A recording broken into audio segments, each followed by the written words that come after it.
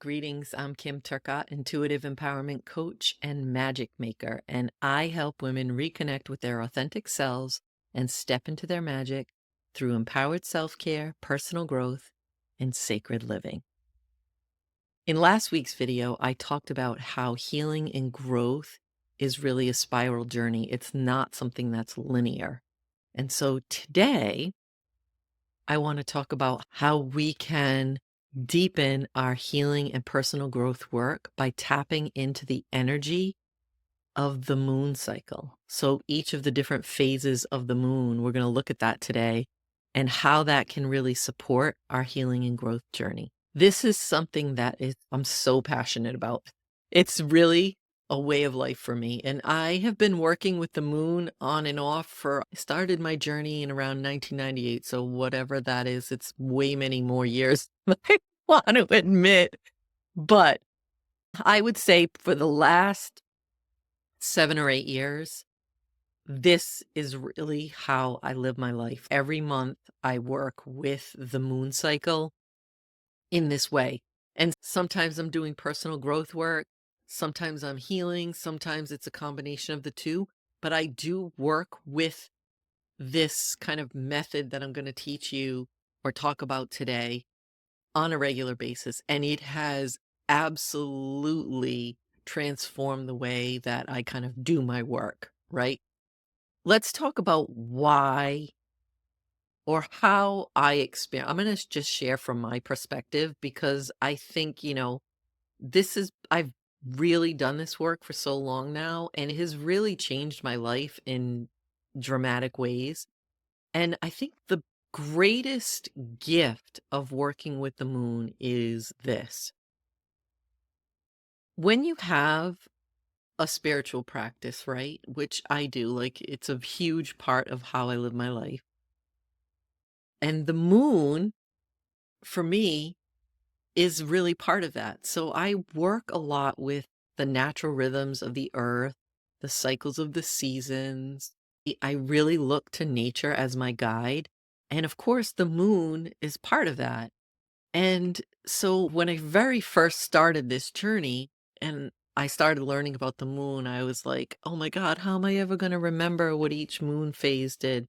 And I want to offer this as a tip for any of you who are feeling that way. Just start with one phase. And for a couple of months, like just work with that phase. Because that's what I did for a long time. I worked pretty much with new moon energy. So let's start there. What does the energy of the new moon do? So if you think about the new moon, that is when the moon is either not visible or barely visible. It's like the slightest crescent in the sky.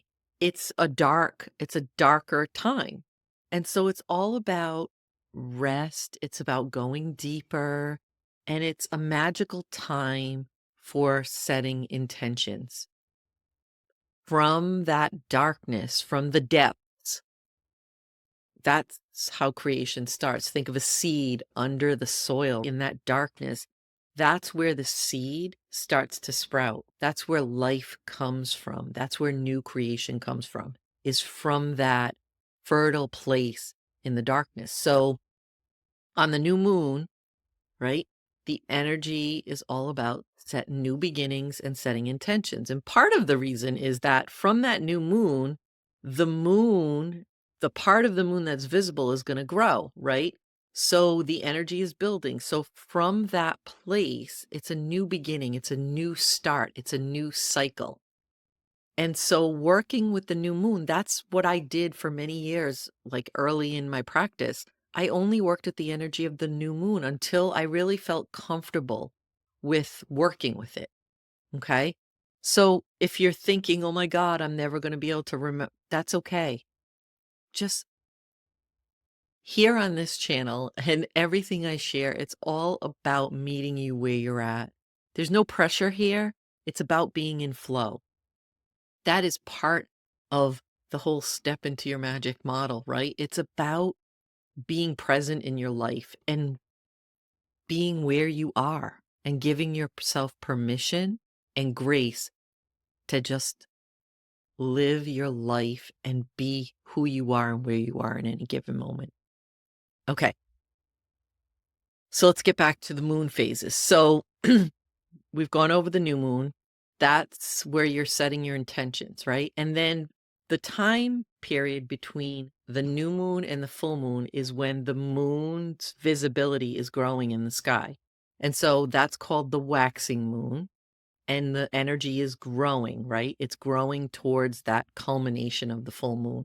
So now, during that waxing phase, what I do is I take very specific inspired actions to support the intentions that I have made. Because the truth is, unless, you can't just make a wish, you can't just set an intention and then sit back and do nothing. The universe is absolutely going to support you, but it requires you to put some skin in the game. And so you want to be taking action towards those intentions to support the intentions that you've set. And the thing is, you may be setting some hefty intentions and they might not come to fruition in one moon cycle, and that is perfectly okay. Again, move at your own rhythm. But the great thing about this is that that moon energy and the moon in the sky, it's there every night, right? It's holding space for you. That's how I feel. I feel like it's this giant hug and wink from the universe saying, I've got you, Kim. So, new moon, setting intentions, waxing moon, you're taking actions to support those intentions, right? And then the full moon is at its brightest, right? That's the culmination. And so I do two different things at the full moon. The first is I celebrate and acknowledge, I take an inventory of what I've accomplished. So sometimes it's something really small, but it's really important, I think, to acknowledge how far we've come, even if that is one small step towards that intention. Okay. Hope that makes sense. So you want to take an inventory. That's what I do. I just make a little list of the things that I've worked on since I set my intentions and what has happened. And I do some sort of ritual. Sometimes I'll, just it's as simple as writing in my journal and just acknowledging it. Sometimes I'm lighting a candle, whatever. Sometimes I'll take myself out to dinner or buy myself flowers if it's something that is I'm really feeling proud of and was significant. But you get the idea. And then the next part of it for me is then recalibrating and reevaluating where I'm at. So, one of the things that's super important about the journey of stepping into your magic and reconnecting with your authentic self is about living your truth. And so, the full moon, bright in the sky, it is casting a light on those hidden things, right? That's the energy of it. And so for me, it's a space of truth telling. Where these are the questions I ask myself. Where am I at this moment? Where do I want to go? How did I get here? And what do I need to shift in order to get where I want to go?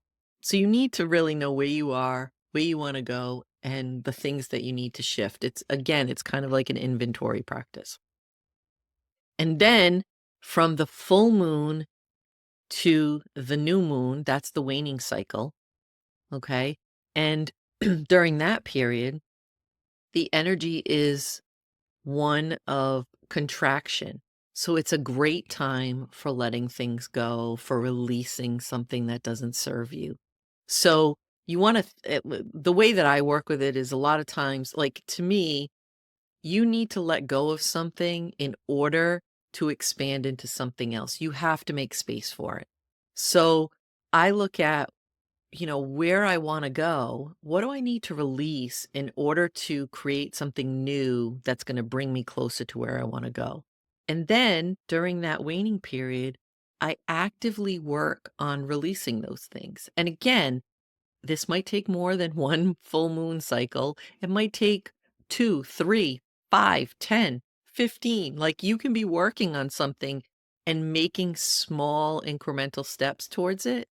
But the point is, again, to be in flow with where you are in any given moment. And so you're releasing. And a lot of times, what this work looks like for me personally is releasing habits that are unhealthy or don't align with where I want to be or where I want to go in my life, right? It's about being honest about what my belief system is. Because a lot of times we inherit beliefs from, or we get conditioned into believing that this is true for us. But when we really sit with something, we can be like, wait a minute, I don't really actually align with that. That really isn't my truth. And so, what are those things that you have to let go of? And that happens during that waning period between the full moon and the new moon. And then we arrive at the new moon again, and we have space now to create some new intentions. And that cycle just keeps building. And so, if you think about this in terms of healing and growth, right? When you're working on healing something, a lot of times you have to release something. You have to be really honest about how you're feeling. You have to allow yourself to be a little bit vulnerable, right? And so each of these phases can support that in various ways. And again, I'll just go back to how it feels for me. It is something that's always there. Like we can work with a coach or a therapist, or we can talk to a friend. But that energy is not gonna be there all the time for us, right? That's just the way of life. That's not anything against our friend, our partner, our therapist, our coach, whatever it is, but they can't possibly be there for us all the time. The thing is, the moon is there for us all the time. It's energetically there, and it's something that we can go out and stand under and feel its energy. And to me, sometimes that just feels like a really giant hug from the universe. And it has really impacted my personal healing and growth journey. It's done a couple of things. It's made me realize that I'm always supported. It's helped me to go deeper when it felt hard because I knew I was always supported, right? I always had that kind of energetic container being held by the energy of the moon cycle. And it it reminds me to also celebrate my wins.